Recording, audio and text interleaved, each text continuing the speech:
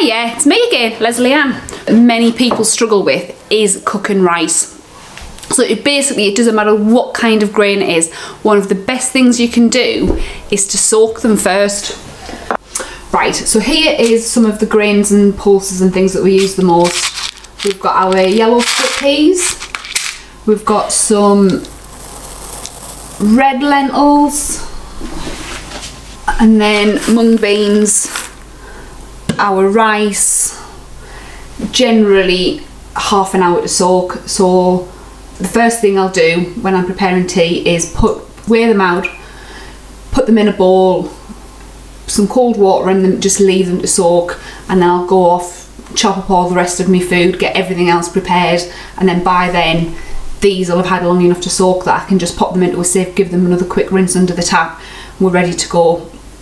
Our spelt, barley, things like that, and our mixed broth mix take a little bit longer. So if I'm working from home, I might kind of think, oh, I'll put them on to soak in my lunch break.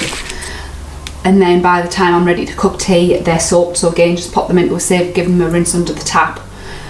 I'm good to go. The things that take longer are things like, if they really feel quite tough when they're dried, things like your black beans and your chickpeas take about 12 to 8 hours.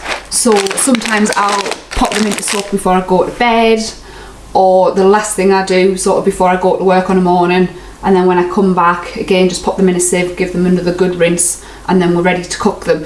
And the reason why we soak these before we cook them is that one, it helps them cook a little bit quicker, and two, it just means that when it comes to eating them, means our body can break them down and digest them a little bit better. So that's what I do with my grains. So today I'm going to show you how I cook rice, and it's one of those things, how often have we looked at the portion sizes on the back of a packet of rice and thought that's never going to be enough, and then you put more in, and then before you know it, you've got far too much and you don't know what you're going to do with it. So like I said, stick to the portion control on the back of the packet, because it will be right, and then as well it means you're saving money because you're not cooking more than you're going to need and you're not going to be wasting food. So best thing to do. And after many years of cooking rice, if I fill this cup to about here with rice, that is enough rice. And the important thing about measuring it in a cup as well is that when you come to cook it, you use twice the amount of water, and then you end up with that nice fluffy rice. It absorbs it all, and yeah. So not only do you weigh it, but if you can weigh it into a cup, and then, like I say, double up the amount of water, and your rice should come out spot on. So I'm going to get cracking with my rice. I'll see you in a bit. Rightio, so I've soaked my rice, I've drained it, I've just popped it into the pan. So now all I'm going to do is, like I say, with my mug, just 2 mugfuls of water.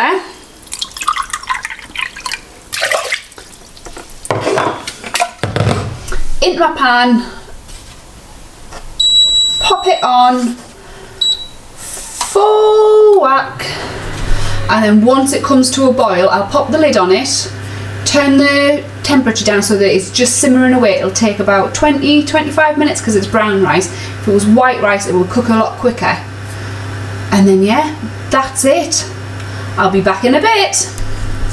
Right, there we go, it's boiling away. So all I'm going to do is pop its lid on, turn it down a little bit so that it just comes to a simmer, and then just leave it. Don't touch it, don't do anything, just leave it. Can we see in there? Can we see that all the water's been absorbed? We've got little pockets. So yeah, now let's taste it. Yep, absolutely spot on. So yeah, now I've just got to get the rest of tea dished up. So yeah, I'll see you later.